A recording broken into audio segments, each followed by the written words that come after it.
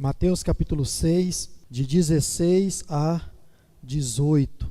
Domingo passado nós iniciamos os nossos estudos nesse texto e nesse tema, e nós dissemos que se trata de um tema muito importante para a vida da igreja, também para a vida de qualquer crente.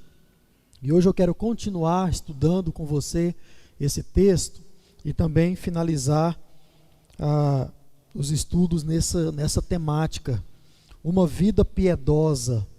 Hoje nós vamos ver como exercer a prática do jejum, como nós podemos exercer o jejum. Quando vocês jejuarem, não fiquem com uma aparência triste, como os hipócritas, porque desfiguram o rosto a fim de parecer aos outros que estão jejuando. Em verdade lhes digo que eles já receberam a sua recompensa. Mas você, quando jejuar, unja a cabeça e lave o rosto, a fim de não parecer aos outros que você está jejuando, e sim ao seu Pai em secreto. E o seu Pai que vê em secreto lhe dará a recompensa. Amém, irmãos? Domingo passado, nós estudamos um panorama sobre o jejum, do jejum. E é muito importante, você que não viu ou ouviu a mensagem de domingo passado, você observar essa mensagem, porque nós tratamos de uma visão geral acerca do jejum. E nós mostramos qual é o significado do jejum em termos práticos e também em termos espirituais. Nós aprendemos o que é isso. Nós também aprendemos que o jejum é algo que foi estabelecido na lei de Deus, pelo próprio Deus, claro, para que o povo de Deus pudesse praticar. E nós vimos então as ocasiões, até mesmo algumas formas, maneiras de como isso acontecia. E vimos também alguns usos do jejum no Antigo e no Novo Testamento. Alguns motivos pelos quais se jejuavam, as ocasiões, se isso era feito de forma particular, de forma privada, ou então de forma pública, e também de forma congregacional. Então nós aprendemos isso também no domingo passado. Extraímos várias lições a respeito dos muitos textos bíblicos que nós lemos aqui também no domingo passado, e também desafiamos a igreja a experimentar o jejum, né? Então é muito importante o seu entendimento sobre tudo isso que eu falei para você, e tudo isso está na mensagem de domingo passado, para que você possa então ter a sequência e entender mais aquilo que nós vamos aprender e estudar aqui nessa noite, que é as questões mais práticas de como exercer a nossa vida piedosa, usando aí o último exemplo que Jesus mostra de como nós podemos e devemos também nos relacionar com Deus, como devemos exercer a nossa vida piedosa. Como falei, Jesus trata de 3 exemplos. Ele usa as esmolas, a oração, e usa também o jejum para mostrar como o crente deve exercer a sua vida diante de Deus, e isso de forma reta, de forma correta, de forma saudável. Então, assista lá essa mensagem, ou ouça, você recebeu aí durante a semana, para que você possa se ater aos significados originais, legais do jejum. E hoje eu quero então abordar com os irmãos essas maneiras práticas, e assim como nós já fizemos a respeito da oração e das esmolas, questões também gerais. Então hoje eu quero tratar com você da maneira correta e também da maneira errada de se praticar o jejum. Domingo passado eu apenas folheei para você, algumas coisas, e hoje eu quero trazer um outro lado disso e aprofundar um pouco mais no entendimento de práticas erradas e também da prática correta de se praticar o jejum. Por quê, irmãos? Eu quero tratar isso com você nessa noite. Porque é bem provável que você pratique o jejum, ou já praticou em algum momento da sua vida cristã. E é bem provável que você pode estar fazendo isso, ou já fez, de forma equivocada. Talvez até, como nós mencionamos aqui, por não conhecer. Ou até mesmo a gente pode dizer, e por não conhecer, você faz de forma inocente. E a palavra já nos garante, Deus não leva em conta o tempo da ignorância, né? Mas a partir do momento que nós aprendemos, sabemos das coisas, a palavra também é muito clara que isso será cobrado de nós. Então, por isso eu quero me aprofundar nessa questão, formas corretas e também erradas de se praticar o jejum. E aqui, essa própria mensagem já é as aplicações, é como você pode sair daqui hoje e praticar o seu jejum da forma mais natural possível e também saudável possível. Já pensamos a respeito de outros assuntos o seguinte: não é porque nós sabemos o significado de algo que nós então exercemos a prática desse algo de forma correta. Irmãos, a nossa sociedade hoje, ela é mestre em distorcer as coisas. Por exemplo, você pega aí o significado das palavras. Isso tem sido distorcido, tem sido ressignificado para o tempo de hoje. Então, hoje nós estamos vivendo em um tempo que nós olhamos para coisas, algo que nós já sabemos o que é, como funciona, para que deveria ser usado, e você vê a nossa sociedade distorcendo isso. Hoje o que importa mais não é a originalidade das coisas, não, isso acabou. O que importa hoje, à luz da nossa sociedade, como já disse, transmoderna, uma sociedade que vem se transformando dia após dia, é o seu entendimento a respeito daquilo. Não, eu não importo com a originalidade, eu não importo com a essência, o que importa é o que eu acho, é o que eu penso, é a minha leitura disso. Irmãos, infelizmente, quando se trata das Escrituras Sagradas, muitos têm feito exatamente a mesma coisa, mas a palavra de Deus, ela nos encoraja a observar os princípios, guardar os princípios, praticar os princípios, e tudo isso nós aprendemos na palavra de Deus. Então, como falei, você tem um documento chamado Bíblia Sagrada, uma biblioteca que você acredita nisso, que é a única regra de fé e de prática da sua vida. Então, nós precisamos olhar para a palavra de Deus e ver o que ela diz. Nós fazemos uma interpretação daquilo que nós lemos? Sim. Só que a nossa interpretação, ela deve ser de forma mais natural possível. É a forma mais próxima daquilo que nós estamos lendo e temos como entendimento através de toda uma tradição. Falava hoje com o Jonas, inclusive, sobre pregação e tal, e ele falava a respeito de algo novo na pregação. E há muito tempo atrás, eu tinha essa preocupação, porque a gente aprende isso. Não, você tem que trazer algo novo na mensagem, a pregação, ela tem que ter algo novo. Irmãos, e quanto mais eu estudo pregação, e quanto mais eu prego, e quanto mais eu estudo a história da igreja, eu percebo que Salomão estava coberto de razão. Claro que estava, porque está registrado na Bíblia, mas não há nada novo debaixo do sol. Ou seja, eu não preciso fazer coisas mirabolantes e inventar coisas para que isso possa chamar a sua atenção. Não, eu nunca ouvi isso. Não, nós só precisamos continuar mantendo a pregação de forma fiel. Assim como muitos homens que já morreram por causa disso, provavelmente eu não irei morrer por pregar a palavra de Deus, mas muitos homens morreram por causa disso. E trazendo essa interpretação natural das Escrituras Sagradas. Então nós só precisamos manter isso.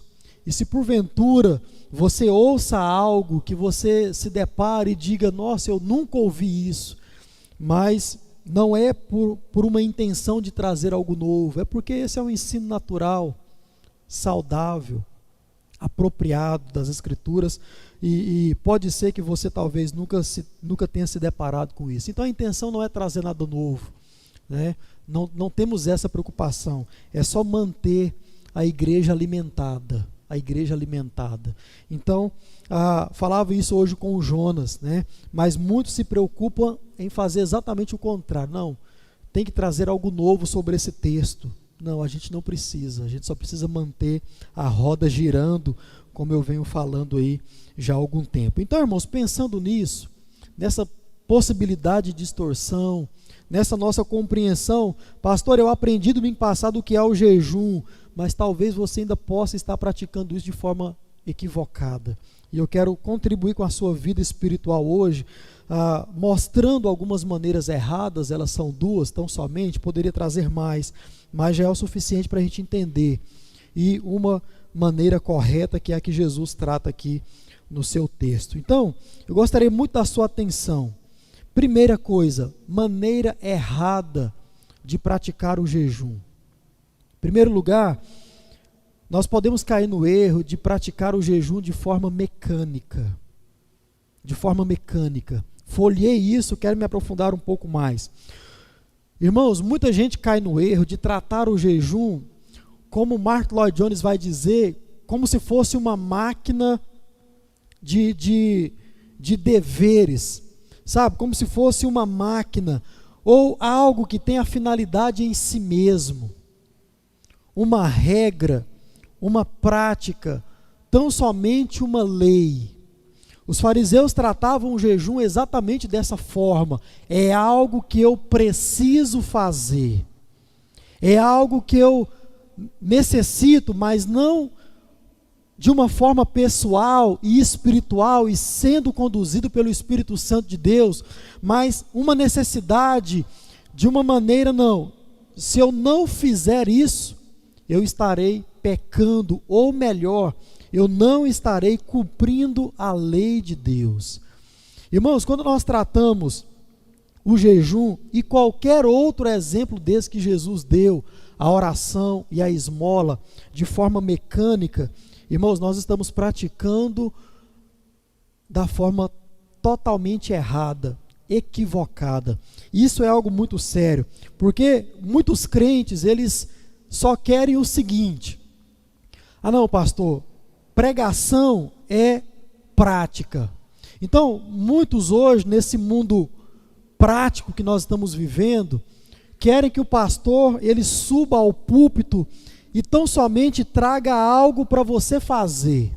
Abra o texto bíblico e diz que você precisa fazer isso. Aí você sai por essa porta e faz. Mas ele não te explica o porquê disso, como fazer isso de forma correta, de forma saudável. E é talvez por isso que nós caímos nesse erro e tratamos o jejum, a oração, o ajudar os necessitados de forma mecânica. E nós então entendemos e tratamos isso como algo que tem um fim em si mesmo. Eu pratico o jejum por causa do jejum, por praticar mais um rito evangélico, mais uma norma gospel, mais algo que é tão somente usado como tradição. Então, isso é um engano muito grande, porque muitos olham até o jejum como se fosse uma disciplina pessoal. O que é uma disciplina pessoal? É algo que você precisa fazer em alguns momentos na sua vida, e talvez você faça isso de forma mensal, de forma semanal e até mesmo de forma diária. Por exemplo, você que gosta de caminhar por uma necessidade ou correr, isso é uma disciplina. Ou você que gosta de ir à academia ou fazer qualquer outra coisa em prol da sua saúde, isso é disciplina pessoal. E você tem que fazer aquilo. Você precisa fazer aquilo. Existe uma necessidade por causa de um fim. Agora, irmãos, quando nós olhamos para o jejum, nós queremos colocar ele também nessa formalidade.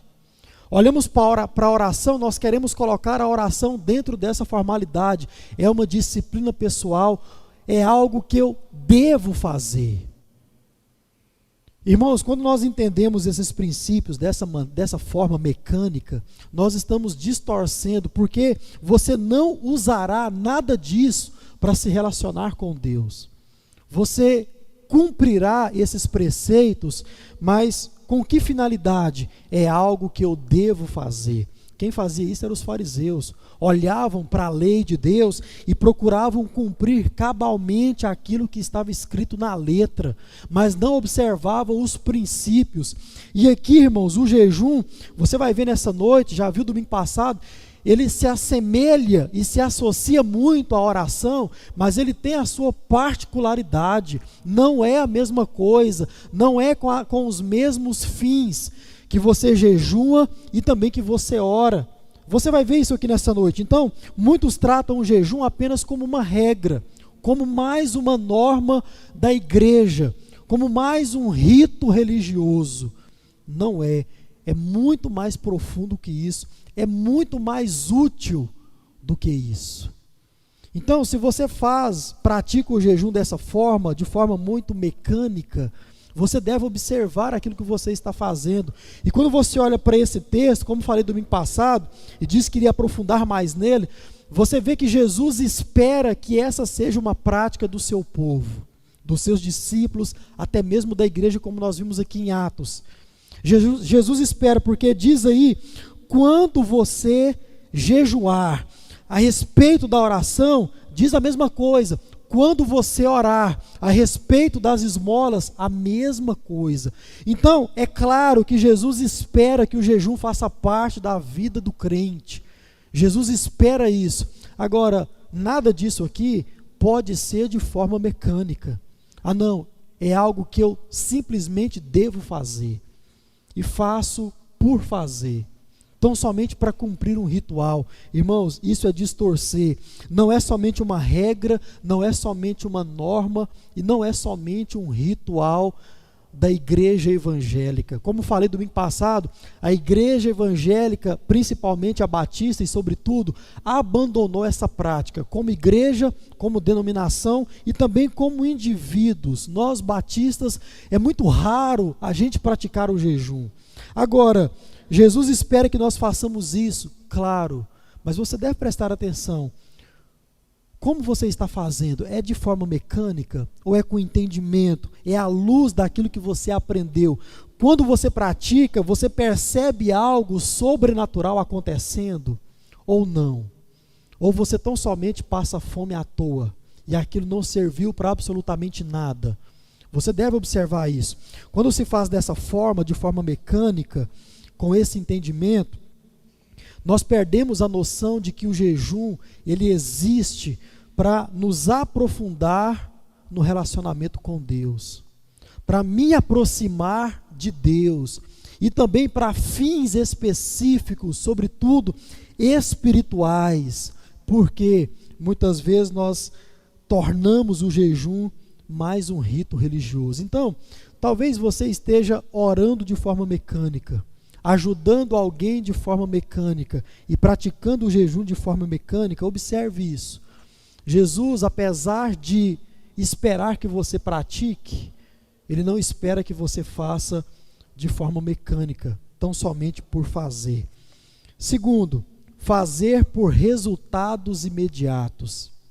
Irmãos, isso aqui é algo muito, muito curioso e perigoso, não tem nada a ver com a prática do jejum.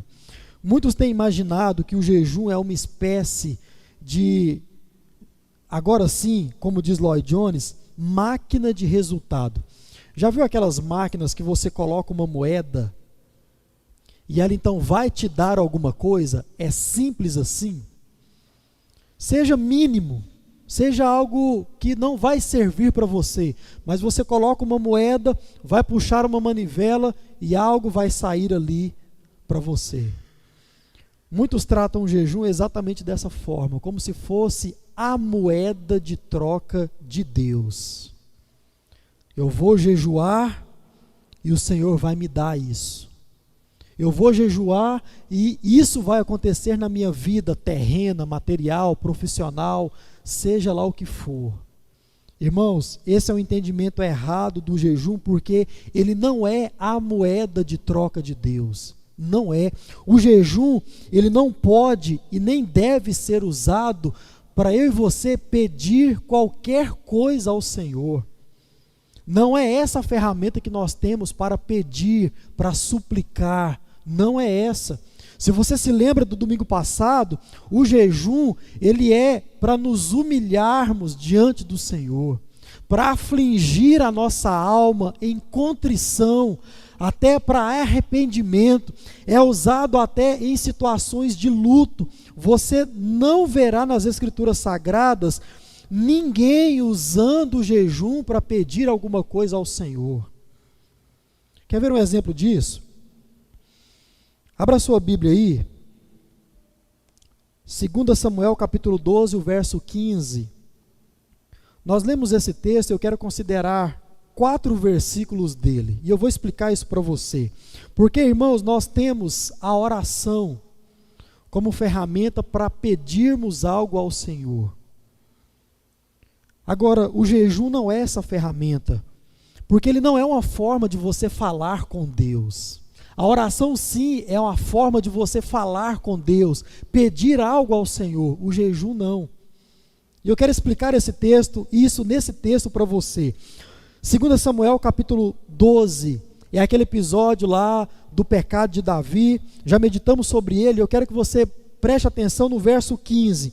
Então Natã foi para sua casa, e o Senhor feriu a criança que a mulher de Urias teve com Davi, e a criança adoeceu gravemente. Agora, olha só isso aqui. Davi fez o quê? Suplicou a Deus pela criança. Aí, se você lembra de Efésios capítulo 4, verso 6, você vai ver Paulo falando o seguinte: olha, você deve descansar em Deus como? Colocando sobre Ele as suas ansiedades, as suas necessidades, e pedindo a Ele com oração. E você vai ver como Paulo, então, ele fala que nós devemos orar. E você se lembra desse termo súplica? Nós oramos com súplica, com o que mais? Com ação de graça, com petições. Então, olha só o que Davi faz pela criança. Davi ora pela criança. Aí, o texto continua. Davi jejuava e entrando em casa, passava a noite deitado no chão. Então aqui é muito claro, Davi estava pedindo a Deus pela criança através da oração. E Davi usava o jejum como uma forma de se aprofundar mais na oração, ou como uma forma de separar mais tempo para a oração, não para pedir.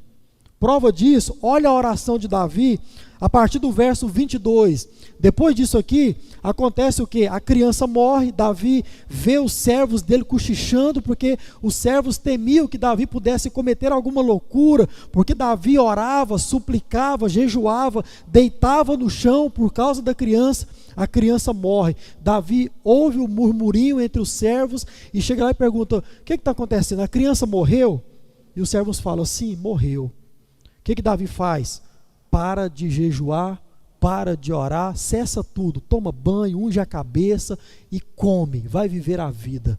Aí, olha só o verso 22, Davi respondeu: enquanto a criança, porque os servos perguntavam, por que enquanto a criança estava morta, ou estava doente, você jejuava e orava e fazia isso ou aquilo? Aí a resposta de Davi, 22, enquanto a criança ainda estava viva, jejuei e chorei, porque dizia... Olha a oração: talvez o Senhor se compadeça de mim e a criança continuará viva. Mas agora que ela morreu, por que orar mais? Por que jejuar mais? Então você não vê Davi jejuando para que Deus pudesse curar a criança. Não. Davi, ele como quem separa esse tempo para suplicar ao Senhor, para estar diante do Senhor orando, e na oração Davi suplica, pede: Senhor, se possível, traga à vida essa criança, não permita que ela morra. Mas quando isso aconteceu, quando ela morreu, Davi cessou tudo isso. Irmão, preste atenção, não há bênção material, não há algo nessa terra que você possa usar o jejum para conseguir isso da parte de Deus. O jejum não é para isso. Todos os textos que nós lemos no domingo passado, os textos de Esther, que vai mostrar Mardoqueu jejuando e pedindo ao povo, nada daquilo é para pedir a Deus para que algo aconteça na vida, nada. Porque a ferramenta que você tem para pedir é a oração. E o jejum é para você intensificar esse momento de oração, se humilhar diante de Deus, se quebrantar diante de Deus. Então, quando eu faço o jejum, exerço isso, esperando um resultado imediato, nós estamos indo contra aquilo que as Escrituras ensinam. Porque não é para isso, não é uma moeda de troca, não é mais uma coisa que você pode fazer além de orar. Irmãos, como existem pessoas fazendo isso, principalmente no meio pentecostal. Você vê a pessoa dizendo o seguinte: ah não, eu jejuei e aquilo aconteceu. Eu estava orando, nada aconteceu, mas quando eu me coloquei em jejum, como se a palavra de Deus ensinasse que o jejum é uma ferramenta para você pedir. Ou é uma forma de Deus olhar para você e ver que você está fazendo mais uma coisa para isso. Não é. E como você aprendeu domingo passado, não é para coisas fúteis. Você não verá nas Escrituras o jejum em prol de coisas terrenas, não. Pessoais, materiais, não. Era sempre algo maior. E no campo espiritual. Então, não há bênção material ou resultados imediatos que nós possamos usar o jejum para receber. Não. Ore por isso. Peça a Deus por isso. Jejue. Mas para que você possa separar mais tempo para a oração. Essas são duas maneiras erradas que eu separei. Forma mecânica e esperando algo em troca. Forma equivocada. Talvez, se é o seu caso, que você possa observar e abandonar isso. Em nome de Jesus. Agora eu quero colocar diante de você a maneira correta de se fazer um jejum. Que é o que Jesus ele mostra aqui no seu texto. O texto que nós lemos. E a maneira correta é agir de forma natural. Essa é a maneira correta. Jesus mostra isso usando a negativa disso. Irmãos, Jesus era mestre nas palavras. Mestre. Se você prestar atenção da forma como Jesus fala, você verá a mente brilhante que Jesus tinha quando estava pregando esse sermão. Porque ele mostra que a forma de exercer o jejum é agindo de forma natural. Como ele mostra isso? Colocando a negativa. E esse princípio você percebe em todos os outros exemplos. Todos os outros exemplos que Jesus deu aqui. Por quê? Por um motivo muito simples. Já disse aqui em outros momentos, o ser humano, ele tem uma tendência para o exibicionismo. Se amostrar, como a gente fala, né, é algo que está em nós. Irmão, se você for sincero, você vai concordar com isso. Vez ou outra a gente fala coisas para nos amostrar. Então, Jesus, em sabedor disso, ele mostra a forma correta de exercer o jejum. Porque nós devemos fazer isso de forma natural. O que é que Jesus está dizendo aqui? É da mesma forma você deve viver, agir diante dos outros, como se você não estivesse fazendo isso. É isso que Jesus diz aqui. Toda essa questão do óleo, de ungir, os textos do Antigo Testamento que nós lemos aqui domingo passado, fala muito de vestir pano de saco, rasgar as suas vestes, ungir a cabeça com óleo. Esse texto fala isso aqui, ó, unja a cabeça e lave o rosto. Tudo isso são jogo de palavra de Jesus, para Jesus fazer o seguinte: olha, quando você estiver jejuando, você deve viver a sua vida da mesma forma como se você não estivesse fazendo isso. Porque os religiosos do tempo de Jesus, e muitos ainda hoje, fazem exatamente o contrário do ensino de Jesus. Jesus diz isso aqui no seu texto: eles desfiguravam o rosto. Eles trocavam as suas roupas. Você viu falando aqui a respeito da capa. A capa era a roupa de andar na cidade, roupa bonita. roupa formal, roupa que poderia até ser usada como moeda de troca, porque era algo valioso, tinha um significado. Pois bem, no período do jejum, eles trocavam tudo isso e usavam as suas piores roupas, não faziam a barba. Já tinha uma barba grande, né? O pessoal da antiga aí tinha a barba grande, não faziam, não ungiam a cabeça com óleo. O que é isso? Não é nada espiritual, é como se fosse o nosso hidratante hoje, aquele creme que você passa, porque na Palestina, em Israel, até hoje, o tempo muito seco, o sol muito árduo, pele muito ressecada, então era natural eles se arrumarem, assim como você e eu nós fazemos hoje. Todos nós aqui passamos um cremezinho antes de vir para o culto, na nossa pele, no nosso cabelo. Para quê? Hidratar. E de lambuja a gente ainda fica mais cheiroso. Agora, o que eles faziam? Exatamente o contrário disso. Deixavam de se banhar, deixavam de ungir a cabeça com óleo, e a pele ficava mais ressecada, porque o período que eles observavam do jejum era um período grande. Lembre-se, a lei ordenava um dia. Os religiosos se gabavam porque faziam 2 dias por semana, era um dia por ano. Os religiosos faziam 2 vezes por semana. Não há pele que aguentava isso, e eles então mostravam que estavam jejuando. E se você for prestar atenção nas palavras de Jesus diz assim, porque desfiguravam a fim de parecer aos outros que estavam jejuando. Muitos comentadores vão dizer sobre essa fala, parecer, que muitos até nem sequer estavam jejuando, estavam com a barriga cheia, estavam alimentados, mas mesmo assim trocavam as roupas, não faziam a barba, não se arrumavam para parecer que estavam jejuando. Ou até poderiam estar fazendo jejum, mas observando de forma totalmente errada. Então Jesus, como quem traz a negativa para nos mostrar, olha, nós devemos exercer isso de forma natural, não para mostrar a ninguém que nós estamos fazendo isso. Nossa intenção em praticar o jejum não deve ser para mostrar aos outros que nós estamos jejuando ou que nós temos uma vida religiosa direitinha, correta, saudável e até mesmo, como Jesus vai dizer, admirável. Não é para nada disso, irmãos. É para que nós possamos nos relacionar com Deus.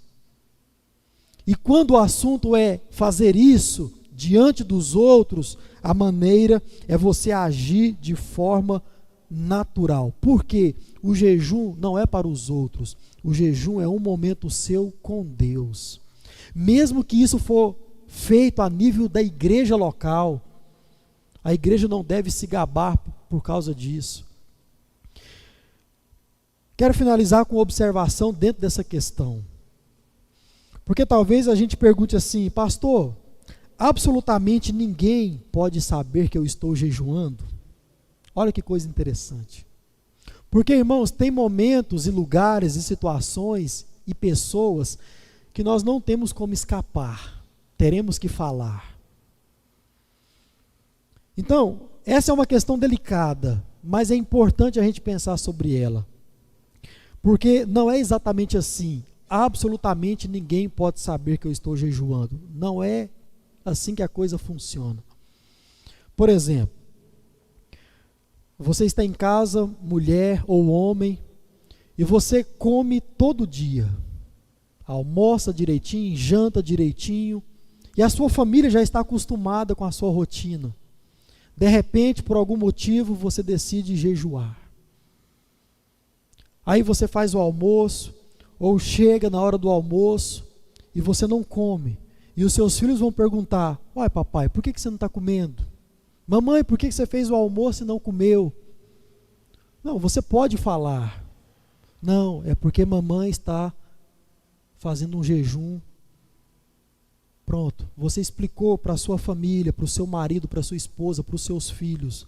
Não há problema nenhum nisso. Porque, irmãos, existe uma grande diferença entre você se justificar para pessoas assim, dessa natureza, ou até em outras situações, do que você, por exemplo, falar na sua igreja, falar com o seu pastor, ou para qualquer outra pessoa que você está observando o momento de jejum. Preste muita atenção nisso aqui, porque a gente pode cair num erro de trazer à tona o desejo de se exibir. Irmão, isso aqui é muito sério. Já trabalhamos isso aqui de forma muito aprofundada a respeito da oração, a respeito das esmolas. E a gente pode então cair no seguinte erro: mas se eu não falar que estou jejuando, como aquelas pessoas vão glorificar a Deus através da minha ação religiosa? Lembra das palavras de Jesus no próprio sermão? Ou até mesmo a gente pode se perguntar: como o outro vai saber que eu estou fazendo tudo o que eu posso em prol disso? Porque, irmãos, a gente cai na rotina de falar: não, eu estou orando por isso, eu estou orando por isso. E muitas vezes a gente acha que as pessoas não estão entendendo que a gente está fazendo aquilo que a gente pode, que é orar. Por isso eu digo que estou jejuando. É mais uma coisa. Nós podemos estar fazendo isso para nos exibir. De alguma forma. Talvez essa não seja a sua intenção. Portanto, qual é a minha orientação para você? Cuidado com isso. Cuidado. Na hora de falar para quem quer que seja, tome muito cuidado. Porque talvez a sua intenção não é exibir, mas talvez o que a outra pessoa possa falar para você, ou venha falar para você, isso pode aflorar no seu coração o desejo pecaminoso, e você querer colocar algo a mais, e você querer florear aquilo ainda mais. Então, irmãos, tem coisa que não há necessidade da gente expor, de verdade, não há necessidade. Tem coisas que a gente precisa guardar para a gente mesmo, porque, como já falei, Satanás só quer uma brecha, é só isso que ele pede, para tragar você. De verdade, irmãos, eu não estou dizendo com isso que se você vier a me dizer, ou a dizer para outra pessoa, ou até mesmo já tenha feito isso, que você o fez querendo se exibir. Não é isso. Não é isso. Mas a orientação é: tome cuidado. Tome cuidado. Porque o jejum, ele é uma prática interna do crente, íntima, pessoal. É você e Deus. Você e Deus. Olha só o que D.A. Carson é um estudioso do Novo Testamento dos nossos dias. E ele escreveu muitas obras a partir do Novo Testamento, uma delas é sobre o Sermão do Monte. E falando sobre o jejum, ele diz o seguinte, abre aspas: praticamente tudo que possa servir como um sinal externo de uma atitude interna, olha só, irmãos, pode ser barateado por uma piedade hipócrita. Vou repetir para você. Praticamente tudo que possa servir como um sinal externo de uma atitude interna pode ser barateado por uma piedade hipócrita. Fecha aspas. Explique isso para você. Ele escrevendo o seu livro, ele vai contar um exemplo. Um pastor de uma faculdade americana desafiou os seus alunos a trazerem a Bíblia para a faculdade. Falou: olha o seguinte, já que a gente traz vários livros de várias disciplinas, livros extensos, vamos trazer a Bíblia e vamos testemunhar que nós somos servos de Deus. Isso foi algo, segundo D.A. Carson, plantado no coração do professor pelo próprio Deus, e ele quis estender aquilo aos seus alunos crentes. Vamos trazer também a Bíblia para a nossa faculdade. E os alunos crentes amaram a ideia, e cada um então começou a trazer a sua Bíblia, a que tinha em casa. Não demorou muito. Alguns começaram a comprar Bíblias maiores. E outros começaram a também comprar Bíblias maiores. Logo estavam todos os alunos com aquelas Bíblias gigantes. Não acaba por aí. Pouco tempo depois, alguns que tinham acabado de comprar aquela Bíblia já trocou a Bíblia por uma mais bonita, capa mais trabalhada, letras maiores, diferente, Bíblias diferentes. Nós temos elas aí, muito bonitas. E não demorou muito, os outros alunos também, cada um começou a buscar algo mais bonito, mais belo, maior do que o outro. E diz de Acarso, citando o professor, não demorou muito, algo que tinha sido colocado no interior, e nós externamos isso, porque é assim que a vida religiosa funciona, foi distorcido, por causa do desejo de se exibir. Aí talvez isso possa ser um exemplo distante de você, mas eu trago mais próximo. Eu sou de um tempo, muitos aqui também, que nós usávamos a nossa melhor roupa para ir para onde, irmão? Fala a verdade. Para a igreja.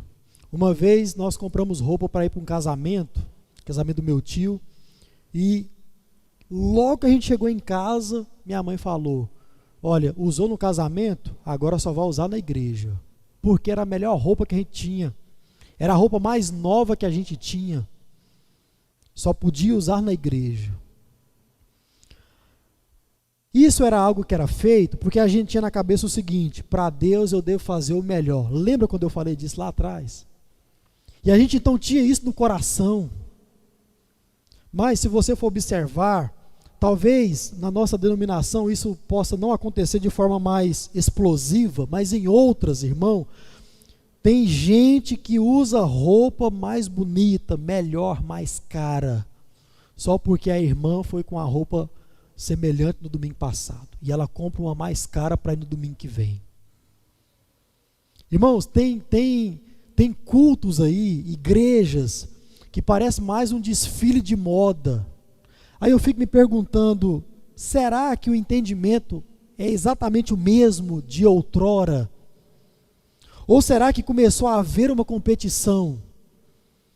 Começou a haver uma distorção de um princípio que era saudável, que era legal. Então, nós devemos tomar muito cuidado, irmãos, com aquilo que nós vamos externar, as nossas práticas religiosas, porque pode ser algo que foi plantado pelo próprio Deus no nosso coração, e nós queremos passar isso da forma mais saudável possível, porque é na vida diária que a vida religiosa ela é vivida. Não é tão somente, você aprendeu, oração não é somente dentro de um quarto fechado, não. Nós oramos em público. Nós podemos até jejuar de forma congregacional, mas nós devemos tomar cuidado para que essa prática externa não venha a ser corrompida, distorcida. E a gente passa a fazer isso por causa de um exibicionismo. Conheço vários pastores que sobem no púlpito, não para pregar o evangelho, estou falando de pastor batista, mas para sempre exaltar aquilo que já fez no ministério passado, sempre para falar aquilo que a igreja dele fez no passado. Irmão, cuidado com esse negócio. Spurgeon vai dizer que o nosso exemplo pessoal, ele pode sim contribuir, mas nós não deveríamos fazê-lo em púlpito. Por isso eu tomo muito cuidado com o exemplo pessoal. Não, muito cuidado. Tem coisa, Deus é testemunha, que eu desejo trazer para você que eu já vivi, e na hora H, não. Deixa esse negócio para lá. Eu desafio a você a observar tudo isso e tomar cuidado, no mínimo, tome cuidado na hora de externar uma prática religiosa, porque o jejum, na sua maioria, diferentemente da oração, é uma prática religiosa interior, íntima. Nós não devemos distorcer essa prática. Não é para você angariar com Deus, Não é para você pedir bens materiais para Deus. É para você se aprofundar num relacionamento íntimo e pessoal, mesmo que a nível de igreja local. Então, irmãos, vamos tomar cuidado. Esses são os exemplos que Jesus nos deu de como viver a nossa vida de forma natural, saudável diante de Deus. Como viver a nossa religiosidade diante de Deus. E eu espero em Deus que você possa ter compreendido até aqui tudo isso. Se não, domingo que vem nós vamos usar da oração do Pai Nosso, uma oração que não é oração, é um modelo, é um ensinamento, para que a gente possa então aplicar de forma mais tranquila tudo isso. Amém?